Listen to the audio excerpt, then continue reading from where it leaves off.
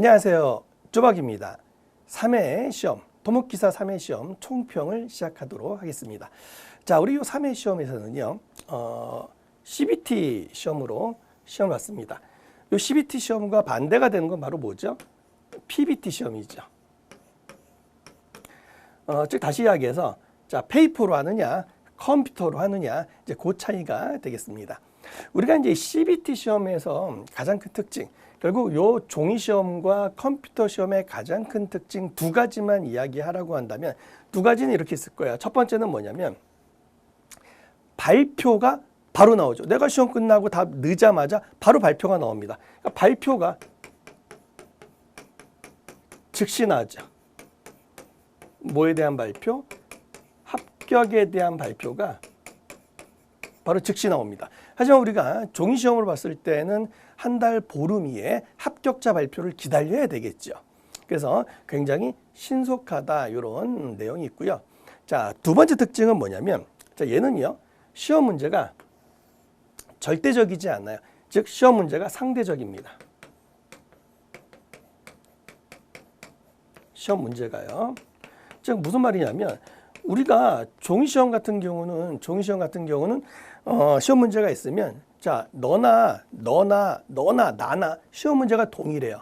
그래서 내가 떨어지고 합격했을 때 내 실력이 동일한 시험 문제를 가지고 판단을 할 수가 있죠. 절대적이죠. 하지만 이 CBT 시험에서는요, 시험 문제 자체가 너도 틀리고 너도 다 틀리죠. 그러니까 시험 보는 학생들의 시험 문제가 다 틀리기 때문에 사실은 상대적이 될 수밖에 없더라 이런 이야기예요. 그러니까 다시 이야기하면 이걸 달리 표현을 하면 사실은 이 CBT 시험은 좀 안 좋은 이야기, 즉 단점을 이야기한다면 공정성에서 조금 문제가 되더라 이런 이야기예요. 즉 공정성이 조금 떨어질 수 있는 그런 문제가 좀 발생할 수 있겠죠. 그래서 요즘 여론을 보니까 이제 이런 CBT 시험의 공정성 문제가 슬슬 나오고 있는 것 같아요. 자, 어찌됐든 간에 2022년 1회 시험, 2회 시험은 종이 시험으로 받고 3회 시험은 CBT 시험으로 받는데 자, 요거에 대한 총평을 지금부터 시작하도록 하겠습니다. 우선 난이도를 보면 난이도는 중상이라고 하고요. 자, 과목별로 한두 문제씩 새로운 문제가 출제가 된다라고 했는데 여러분 우리가 이 새로운 문제 요거는요. 사실은 제가 종이 시험 때부터 PBT 시험에서도 제가 말씀을 드렸던 내용이에요. 20문제 중에서 한 문제 혹은 두 문제는 전혀 새로운 문제가 나올 거기 때문에 제가 뭐라 그랬습니까? 그 문제는 버려라.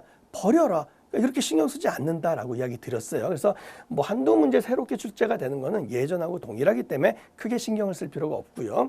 상하수도, 수리소문학, 토질 이런 문제들은 이 기출 10개년 이전의 문제들도 다양하게 출제가 됐다고 하는데 사실은 이것도 마찬가지죠. 얘도 우리가 종이 시험인 PBT 시험하고 CBT 시험하고 차이는 사실은 없어요.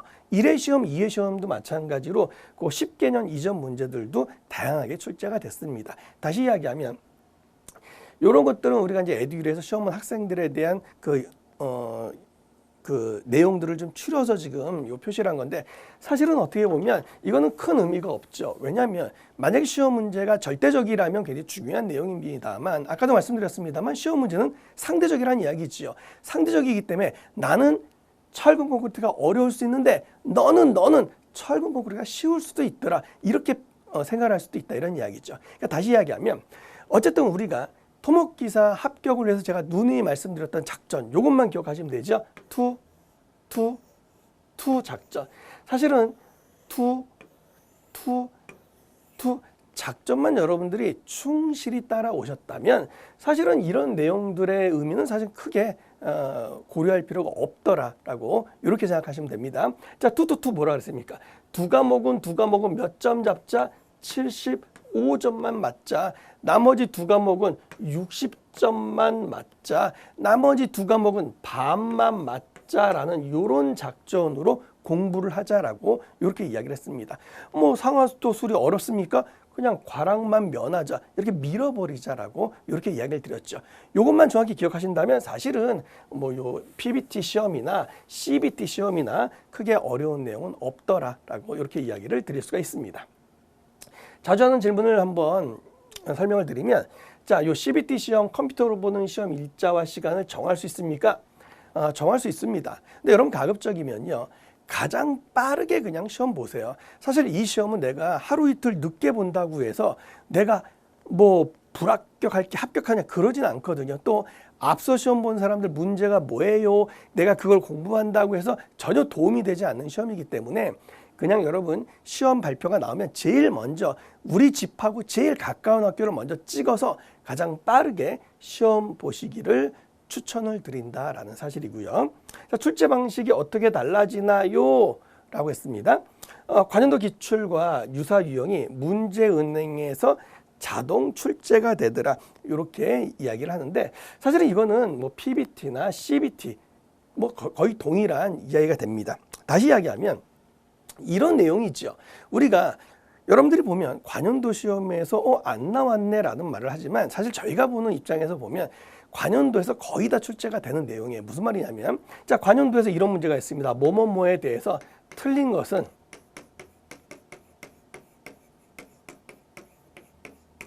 그리고 1, 2, 3, 4번이 있잖아요. 답은 몇 번입니다. 나올 거예요. 또 뭐뭐에 대해서 틀린 것은 여러분들이 생각하는 관연도에서 똑같이 나왔다는 거죠. 이 문제가 나오면 여러분들은 관연도에서 똑같이 나왔다라고 생각하시죠.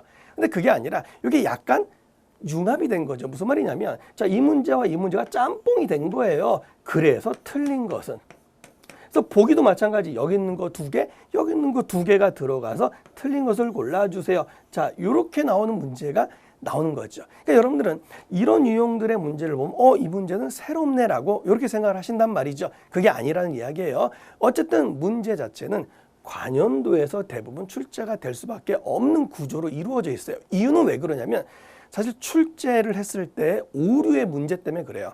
출제했을 때 어떤 그런 오류의 부담 때문에 보통 출제위원들도 관연도를 내는데 그렇다고 똑같이 낼 수는 없잖아요. 똑같이 내는 게 아니라 문제 2개 혹은 3개를 쪼개가지고 붙여서 하나의 문제로 출제가 되는 요즘은 이런 형식을 따른다라고 이렇게 보시면 되겠습니다. 자, 그 다음에요. CBT 시험 난이도가 어려울까요? 라고 했습니다. 결국 난이도는 아까도 말씀을 드렸습니다만 난이도는 전혀 중요하지 않습니다. 다만 CBT 시험에서 가장 중요한 건 뭐냐면 이거에 대한 숙달이지요. 즉 내가 종이 시험 거기다가 연습을 쭉 하고 답을 우린 이걸 많이 해봤는데 자, 컴퓨터 시험은 화면에다가 내가 종이에다 풀고 다시 이걸 왔다 갔다 요 부분만 연습을 해주시면 된다 이런 이야기. 이건 아까도 말씀드렸습니다만 우리 에듀윌에서 요건 여러분들이 연습할 수 있기 때문에 충분히 요거는 뭐 숙달이 가능하다라고 이렇게 생각이 듭니다. 자, 기출은 몇 개년을 공부해야 합니까? 여러분 제가 누누이 말씀을 드리잖아요. 뭐 10개년 그 넘어서도 나왔습니까? 그게 아니라 무조건 기출은요 5개년만 하시면 돼요. 근데 여기선 중요한 전제 조건이 있어요. 기출 5개년의 전제 조건은 뭐냐면 이거를 확실하게 하셔야 됩니다.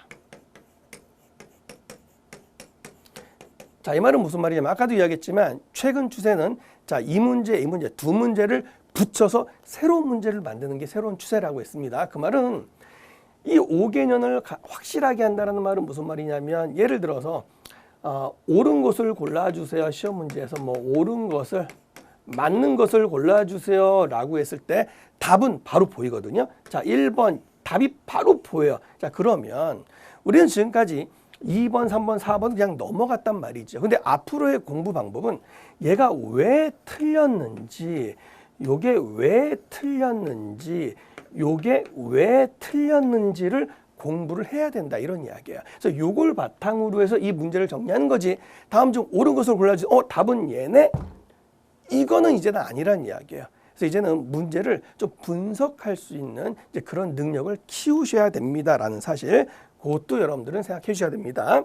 자, 준비물이 필요합니까? 뭐 기본적으로 신분증, 또요 계산기, 또 필기도구. 여러분 연습장은 가져가면 안 돼요. 시험장에서 여러분 나누어 주니까는 연습장은 그렇게 하시면 됩니다.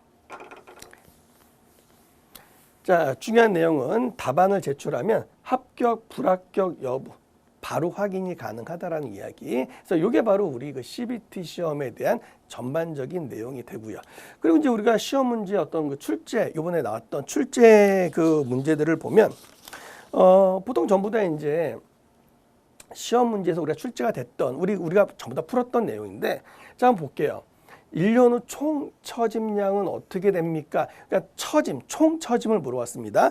자, 그럼 총 처짐이라는 이야기는 사실 얘는 두 가지를 더 해야 되죠. 즉시 처짐과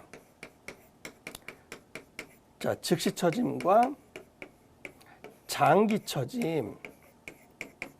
자, 즉시 처짐과 이 장기 처짐 두 개를 더한 게 이게 바로 총 처짐량입니다라고 이렇게 이야기를 했어요. 우리는 이 즉시 처짐을 다른 말로 뭐라고도 부르냐면 순간 처짐이라고도 이렇게 이야기하죠. 순간 처짐이라고도 이야기하고요. 자, 장기 처짐은요 어떻게 구합니까? 라고 한다면 얘는 즉시 처짐에다가 자, 뭐만 곱해주면 되죠? 장기 처짐 개수만 곱해주면 되죠. 장기 처짐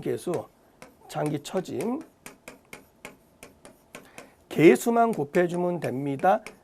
자, 이런 이야기입니다. 그럼 여기서 자, 즉시 처짐은 시험 문제에 무조건 주어진다 그랬죠. 자, 근데 이 문제도 마찬가지예요. 총 처짐을 물어보면 이렇게 가면 되고, 그러니까 보통 이 시험 문제는 어떻게 많이 출제가 되죠?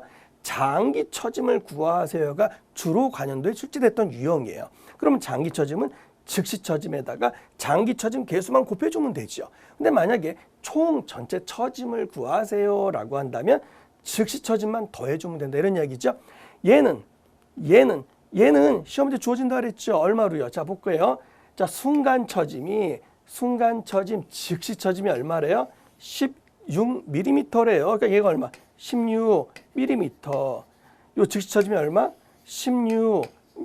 그러니까 얘는 전부 다 끝난 거죠. 그러니까 사실 이 문제는 무엇을 물어보는 문제입니까? 장기 처짐 개수. 얘를 물어보는 거다. 이런 이야기죠. 기억나십니까? 장기 처짐의 대표적인 건 뭐라 그랬어요? 주름이라 그랬잖아요. 주름, 그죠? 이 주름은 몇 살부터? 50살이 넘어가는 순간부터 주름이 생기네. 그죠? 인상 찌그리면서 그 사이 기억나십니까? 자, 그럼 장기 처짐 개수 어떻게 구한다고요? 자, 그 사이에다가 50살이 넘어가는 순간부터 플러스 1, 이때부터 주름이 생깁니다라고 이렇게 이야기를 드렸었고요. 또 하나, 그 사이는 뭐라 그랬죠? 520114 기억나시죠? BMW, 그죠? 520114. 그래서 우리가 그 사이라고 하는 것은 5205114라고 이렇게 이야기를 했습니다. 자, 그렇다면 여기서 몇 년? 1년이라고 했습니다. 1년이니까 그 사이는 뭐가 돼요? 1.4가 되겠습니다라고 해서 그 사이 값 1.4 요거 나와야 되고요. 그 다음에 보통의 시험 문제는 요거 철근비인데 요거는 압축 철근비죠. 압축 철근비. 보통 압축 철근비는 시험 문제 보통 주어지죠. 이렇게 보통 주어져서 풀었는데 안 주어졌단 말이에요. 그러니까 여러분들은 시험 문제가 어렵네 이렇게 생각한다고요. 구하시면 되죠. 압축 철근비 로-는 어떻게 구한다고요? 철근비 ASBD, 그죠? ASBD 중요한 건 압축 철근비니까 철근량도 압축 철근량이 돼야 됩니다. 이것만 기억하시면 되지요. 그럼 문제에서 압축 철근량 있습니까? 자, AS가 있고요. AS 다시가 있습니다. 따라서 압축 철근량 1284가 들어와야 되겠군요. 1284 이렇게 들어와야 되겠죠. 그 다음에 B하고 D만 결정해 주면 되겠네. B하고 D 350, 550, 350, 550. 자, 얘는요 350, 얘는요 550. 자, 이런 식으로 구하시면 된다 이런 이야기죠. 단순히 문제를 풀 때요, 문제 하나에 답을 내는 게 중요한 게 아니라 이 문제가 또 다르게 출제가 된다면 보통 시험 문제에서는 장기 처짐 개수를 구하세요라고 난이도 하급으로 나올 수가 있고요. 다음에 뭐예요? 장기 처짐을 구하세요. 그럼 즉시 처짐에다가 장기 처짐 개수를 곱해준 난이도 중에 해당하는 문제가 있고요. 아예 총 처짐량을 구하세요. 즉시 처짐에다가 장기 처짐을 더해주는 난이도 상급에 해당하는 문제가 있더라 이런 이야기예요. 또 하나, 이 난이도 상급에 해당하는 문제도 여기서 압축 철근비를 주어지느냐 안 주어지느냐에 따라서 조금 난이도가 조금씩 결정이 됩니다. 이렇게 이걸 문제를 분석할 줄 알아야 된다. 이런 얘기가 됩니다. 보통 우리가 철근 콘크리트 이번 시험 문제에서 좀 여러분들이 어렵다라고 하는 이제 그런 문제 한번 봤었고요. 자, 그다음에 보시죠. 측량학 시험 문제네요.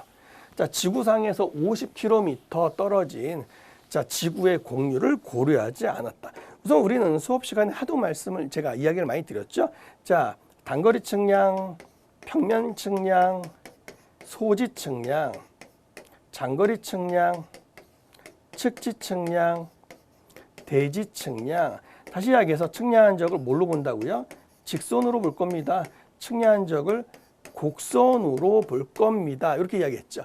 그럼 과연 이 한계는 어떻게 되느냐? 정밀도 100만 분의 1일 때 반경 11km를 기준으로 하고 정밀도 10만 분의 1일 때 반경 35km를 기준으로 합니다라고 누누이 말씀을 드렸어요. 그러면 그 식이 어떻게 나왔느냐라고 한다면 자, 정밀도 정도를 기준으로 자, 정도 L분의 L 마이너스 D라고 이렇게 이야기했고요. 어쨌든 얘는 실제 거리, 얘는 오차라고 이렇게 이야기했지요. 이 식이 어떻게 된다고요? 12분의 1에 R분의 L 제곱입니다. 이렇게 식이 나오는 거지요. 어차피 지구 반지름 R은 지금 문제에서 주어진 6,370km가 되고요. 여기서 100만 분의 1일 때는 직경이 22km가 나오는 거고 10만 분의 1일 때는 직경은 70km가 나옵니다라고 설명을 드렸잖아요. 근데 여기서 문제는 뭡니까? 거리의 오차를 구하세요. 거리의 오차를 구하세요. 요 문제네요. 그러면 L이 넘어가면 L은 몇 승이 돼요?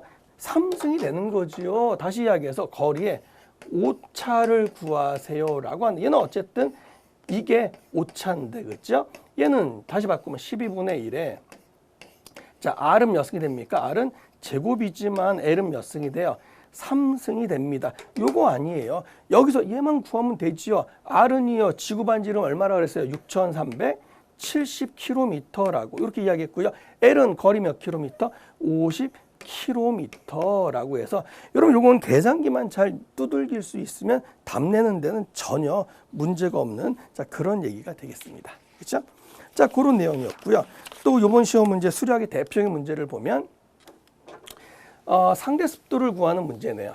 여러분 수리학에서의 공식들은 제가 전부 다 암기하는 방법을 전부 다 알려드렸었어요. 그렇죠? 특히 얘는 이제 수리학에서도 파트 이제 수문학에 해당이 되는 그런 얘기가 되네요. 자, 상대 습도는요, 무조건 뭐라 그랬어요? 상대 습도는 실제로 뭐라고요? 실제로 포화된다. 실제로 포화된다. 실제로 포화시키는 거지요. 이게 상대 습도라고 했습니다. 근데 만약에 얘를 퍼센트로 구하고 싶으면 여기다 곱하기 얼마만 해주면 된다고요? 곱하기 100만 해주면 됩니다. 그럼 끝났네요. 자, 실제 증기압은 얼마야? 19.42. 포화 증기압은 얼마요? 31.82. 그러니까 이 문제는 공식을 알아요, 몰라요? 그거 물어보는 거죠. 상대 습도를 구하세요. 실제로 포화시킨다. 이것만 기억을 하시면 되겠습니다.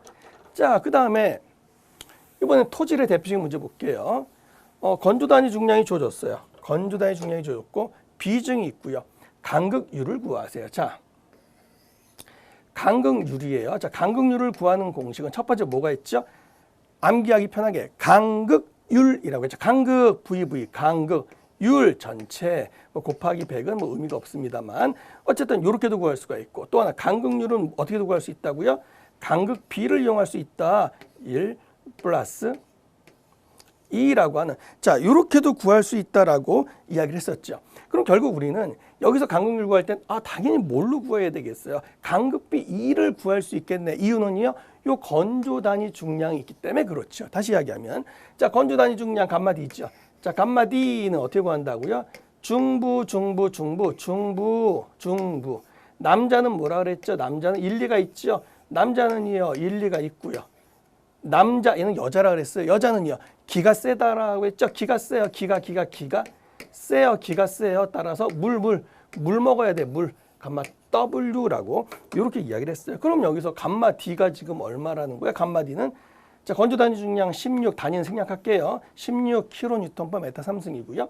자, 감마 W는 지금 얼마라고 했습니까? 물의 단위 중량 9.81이래요. 근데 여러분, 건조 단위 중량이라고 하는 것은 포화도가 몇 %일 때? 포화도가 0%일 때를 이야기하는 거기 때문에 여기서 얘가 싸그리 없어지는 거죠. 이때 비중은 얼마라고요? 비중은요 2.6이래요. 그럼 여러분 이 식에서 뭐를 구할 수 있어요? 여기서 간극비 2를 구할 수 있죠. 요거는 뭘로 구하라 그랬죠? 계산기의 솔브 기능을 이용하라고 했잖아요. 계산기의 솔브 기능을 이용하면 대략 0.6이 나온대요. 자, 이렇게 0.6이 나오면 그걸 이제 1로 가져오는 거죠. 0.6, 0.6.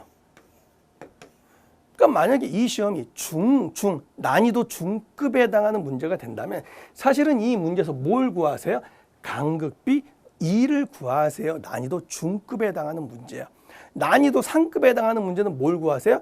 간극 U를 구하세요 라고 하는 그런 문제가 되는 거죠. 아시겠죠? 물론 여기서도 문제는 여러 가지로 이야기할 수 있습니다. 조지 워싱턴은 조지 워싱턴은 쎄쎄쎄를 좋아합니다라고 하는 기본식 알죠? 조지 워싱턴은 쎄쎄쎄를 좋아합니다. 만약 여러분들이 시험 문제를 출제한다고 한다면 또 모두 시험 문제 낼 수 있겠어요. 비중은 시험 문제 주어졌잖아요. 포화도 S, 그다음에 간극비 E 다 있으니까 뭐를 또 구하세요? 얘를 구하세요라고 이렇게도 물어볼 수가 있는 그런 문제죠. 그래서 우리는 문제 하나를 볼 때 이렇게도 보고 이렇게도 보고 좀 돌려볼 줄 알아야 돼. 그래야 여러분 실력이 된다는 사실입니다. 자, 이렇게 해서 대략적으로 한번 이번에 시험 문제를 한번 살펴봤는데요. 중요한 건 결론은 그거죠. PBT 종이 시험으로 보나 CBT로 시험 보나 난이도에 대해서는 큰 차이가 없다. 우선 요 가장 큰 특징을 기억해 두시면 좋을 것 같아요. 그러니까 전혀 여러분들 걱정 안 하셔도 됩니다. 지금처럼만 꾸준하게 공부하신다면 합격의 영광이 함께 하시리라고 믿습니다. 자, 여기까지 하겠습니다. 수고하셨습니다. 쪼박이었습니다.